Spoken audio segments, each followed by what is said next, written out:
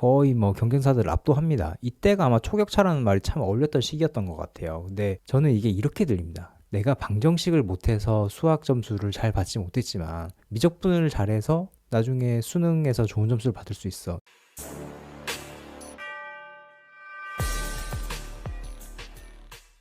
안녕하세요. 오늘은 삼성전자 D램 사업 위기의 구조라는 제목으로 다소 무거운 얘기를 좀 해보겠습니다. 제가 원래 안 좋다는 회사 또 안 좋다고 얘기 보태는 거 되게 별로 안 좋아하거든요. 근데 최근에 이런 얘기를 질문을 좀 많이 받아서 이게 이 씬을 계속 보고 있었던 분들이 아니면 지금 돌아가는 구조를 제대로 이해하기 어렵겠구나 싶어서 저도 좀 정리하는 김에 간단하게 동영상을 만들어 봤습니다.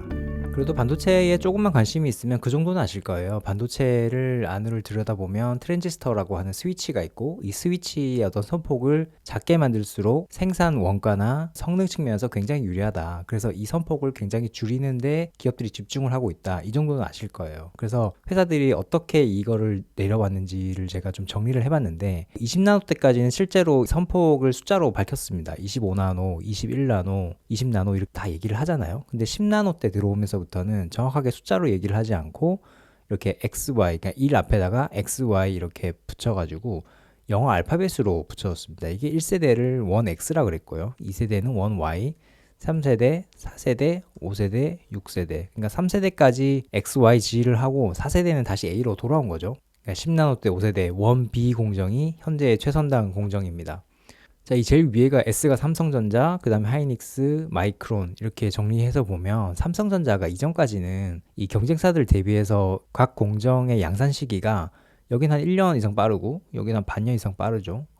10나노 때 1세대 들어와서는 거의 뭐 경쟁사들을 압도합니다. 이때가 아마 초격차라는 말이 참 어울렸던 시기였던 것 같아요. 근데 2세대 때 그래도 뭐 어쨌든 1등을 하고 있고 3세대에서는 마이크론의 한 분기, 두 분기 정도 차이로 잡힙니다. 그러다가 이제 사건이 벌어진 게 4세대였죠. 1A에서 마이크론이 1등으로 처음으로 치고 나갑니다. 근데 이때는 그래도 좀 어느 정도 일을 했던 게 삼성전자가 1G 나노에서 EUV 공정을 처음으로 D램에 도입을 합니다. 그러니까 새로운 제품 내놓는 데다가 EUV라고 하는 굉장히 다루기 어려운 노광 공정을 하다 보니 좀 양산이 늦었나 보다. 그래서 뭐 이렇게 좀 한 분기 차이로 따라잡히고 1A에서 역전이 되는 좀 그런 일이 발생했나 보다. 하이닉스는 1A 공정에서 EUV를 도입했잖아요. 근데 마이크론은 아직 하지 않았습니다. 그러니까 EUV 전환에 대한 부담이 없으니 아무래도 하이닉스나 삼성보다 좀 빨리 했겠다. 그렇게 이해를 했는데 지금 와서 보니 그게 아니었던 거죠. 단순히 EUV 도입에 대한 문제가 아니었던 겁니다.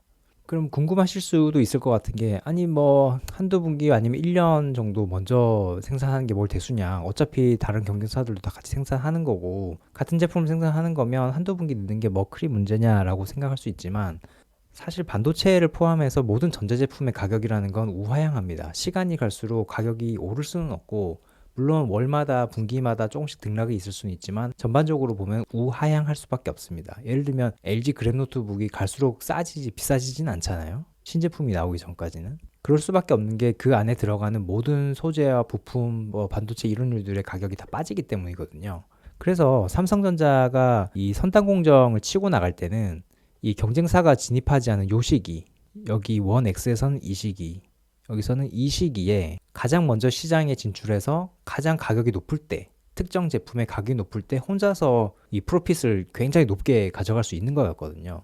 그리고 이 높은 프로핏이라고 하는 건 이 D램 업계에서 선두를 유지할 수 있는 아주 결정적인 요인이었던 거죠. 이걸 선순환 혹은 가순환이라고도 하는데 많은 매출과 영업이익을 올려요. 그러면 그것 덕분에 더 많은 R&D 비용을 지출을 할 수가 있죠. 경쟁사보다. 그러면 R&D 비용을 더 많이 썼기 때문에 선단 공정을 더 빨리 들어갈 수 있고 그게 다시 높은 시장 점유율로 나타나고 그럼 매출 영업이익 다시 올라가고 이렇게 뺑글뺑글 돌면서 삼성전자가 지난 10수년간 이 D램 업계를 거의 씹어먹어 온 거죠. 근데 삼성전자의 지금 위기는 여기서부터 출발합니다. 선단 공정을 진출을 했는데 생산이 제대로 안 되고 있어요. 그러면 이 선단 공정에 따라 높은 시장 점유율을 누릴 수가 없겠죠. 그러면 많은 매출과 영업이익을 또 누릴 수가 없습니다. 그런 말인즉슨 R&D 비용을 경쟁사보다 더 많이 지출할 수가 없는 상태에 이르게 되죠. 이 선순환이 이거 하나의 고리가 끊김으로써 악순환의 고리로 빠지는 거거든요. 근데 이 삼성전자 D램 사업의 위기가 한순간에 온 것 같지만 사실 그렇지 않습니다. 이 경고는 2022년에 이미 외부에도 많이 나오기 시작했어요. 이게 당시에 2022년 4월 12일에 나온 기사인데 삼성전자가 원비 D램을 중도 포기한다. 그래서 이 관련 내용을 연구진들한테 보냈고 관련 프로젝트를 백지화한다라고 돼 있었거든요. 근데 이때 삼성의 반응이 어떤 거였냐면, 우리가 원비 디램을 개발을 했던 건 다른 경쟁사들보다 훨씬 앞에 나가서 목표를 세웠던 것이기 때문에 궤도를 수정한 거지 우리가 이걸 드랍한 게 아니야. 그렇기 때문에 우린 여전히 반도체 선도 기업으로서 나노 기술은 여전히 앞서 있다. 뭐 이렇게 얼버무리고 넘어갔어요. 제가 볼 때는 이때 뭔가 좀 각성을 했으면 지금의 어떤 위기가 오지 않을 수도 있지 않았을까, 좀 아쉬운 대목입니다. 그래서 당시에 삼성전자는 이 1B 디램, 그러니까 이 앞에 그림으로 돌아가면 1, 2, 3, 4, 5세대죠. 이게 2023년부터 양산을 했던 건데, 이때 당시 1B 디램의 프로젝트를 투 트랙으로 돌아갑니다. 이 집단 개발이라고 표현을 했는데 1B와 1ABS를 동시에 개발한 다음에 둘 중에 잘 되는 걸 가져갈 거야. 아마 제가 알기로는 이 원 ABS로 결국에는 됐던 걸로 기억을 합니다. 뭐 그만큼 좋지 않았다는 거죠. 다른 회사들은 하나 개발해서 하나로 그냥 쭉 밀고 나갔는데 삼성전자는 하나에 사실상 실패해서 그 다음 버전 리비전을 내놨다는 거죠. 근데 이게 부자 망해도 3년 간다고 사실 크게 문제가 되지는 않았어요. 지금까지는. 왜냐하면 삼성전자가 지난 10수년 이상 20년 뭐 이렇게 이 디램 사업을 거의 1등을 몇 년을 해왔기 때문에 아직도 생산 능력에 있어서는, 그러니까 웨이퍼 투입량에 있어서는 압도적으로 1등입니다. 여기 지금 점유율이 나와 있잖아요. 이 소수점이 잘못 찍혀 있는데, 생산 능력 추정치는 2024년 기준으로 여전히 37.4%, 하이닉스는 25.9%, 마이크론 17.10%, 중국에 있는 CXMT가 11.8% 이렇게 돼 있거든요. 그러니까 지금 선단 공정에서 좀 다소 주춤은 하고 있지만 웨이퍼 투입량이 워낙 많기 때문에 거기서 오는 생산성의 규모 경제 이런 것도 있는 거거든요. 그래서 지금까지는 크게 문제가 되지 않았었는데 사실 작년부터 문제가 불거지기 시작한 거죠. 이게 이달 초에 나온 기사입니다. 삼성전자가 갤럭시 S25에 삼성전자 아닌 마이크론 모바일 디램을 우선으로 탑재하기로 했다. 그동안에는 갤럭시 S25에는 1순위가 무조건 삼성전자였고 마이크론이 들어가기로 했지만 언제나 세컨 벤더였습니다. 근데 이번에는 순서를 바뀌어서 1등이 마이크론이고 2등이 삼성이라고 하는 거죠. 근데 이게 삼성의 LPDDR5가 뭐 발열 논란 있고 성능 문제가 있다라고 하잖아요. 요 놈이 이 앞에서 얘기했던 12나노 1B 디램인 거고요. 이 경쟁사한테 완전히 따라잡힌 요 시점에 나온 요 제품입니다.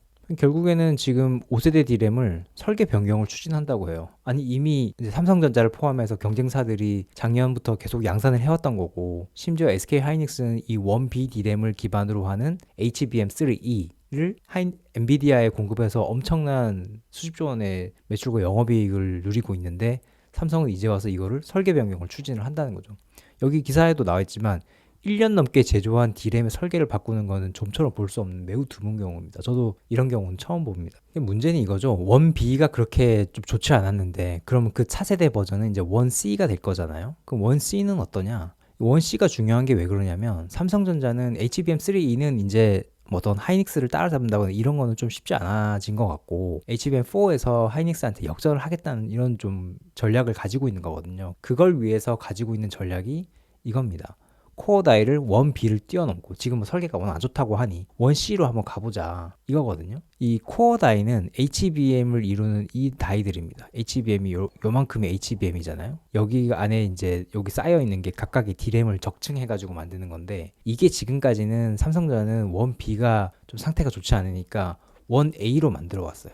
이게 HBM3E까지는 1A로 만들었고, 그러면 HBM4로 갈 때는 1B로 갈 것 같지만 이게 좋지 않다 하니 1C로 우리는 바로 뛰어넘겠어. 이게 한 단계 뛰어넘겠다, 이런 보관이거든요. 그러면 지금 하이닉스한테 지금 HBM 선단 공정에서 많이 시장을 뺏기고 있지만 뭔가 어떤 승부를 걸어볼만 하지 않을까 이렇게 했었는데, 최근에 나오는 얘기는 1C도 좋지 않다. 삼성전자가 10나노급 6세대, 이게 1C거든요. 1C의 개발 목표를 6개월 미뤘다라고 하는 기사가 머니투데이에서 나왔습니다. 결국 삼성전자의 디램 사업의 위기라고 하는 건 1B 디램 설계를 좀 미스하면서 비롯됐다, 결정적으로 이렇게 보여지는데, 경쟁사들이 전부 HBM3E를 코어를 받을 때 다 이 1B 디램을 기반으로 해서 설계를 해서 제출을 했거든요. 근데 삼성전자는 1B가 좋지 않기 때문에 결국 1A로 시도를 했고, 이게 좀 결국에는 실패였던 거죠. 그래서 다음 버전은 우리는 1B를 뛰어넘고 1C로 해서 HBM4를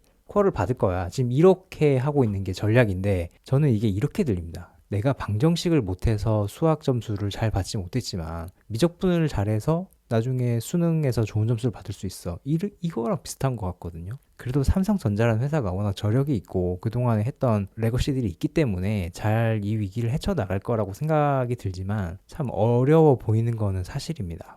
자, 오늘은 삼성전자 디램 위기의 출발은 원비라는 제목으로 좀 무거운 얘기를 해봤습니다. 일단 오늘 준비한 내용은 여기까지고요. 그리고 저희가 오늘 보니까 유튜브로 시작한 지 한 달 반 정도 됐더라고요. 처음 작년 11월 말에 시작할 때 구독자가 제발 100명만 넘으면 좋겠다라는 심정으로 시작했거든요. 근데 이번 주에 보니까 1000명이 넘었더라고요. 이게 다 여러분 덕분이고 그동안에 많이 도와주셨던 분들 있으셔서 이 자리를 빌어서 좀 감사하다는 말씀 전하고 싶습니다. 그리고 주변에서 그런 얘기들 하시더라고요. 왜 키포스트는 구독, 좋아요, 구걸을 안 하느냐. 제가 까먹어요 맨날. 그래서 오늘 한번 여러분들한테 말씀드리겠습니다. 다 도움이 되셨다면 구독, 좋아요, 댓글 좀 부탁드리겠습니다. 그러면 저는 다음 주에 뵙겠습니다. 안녕.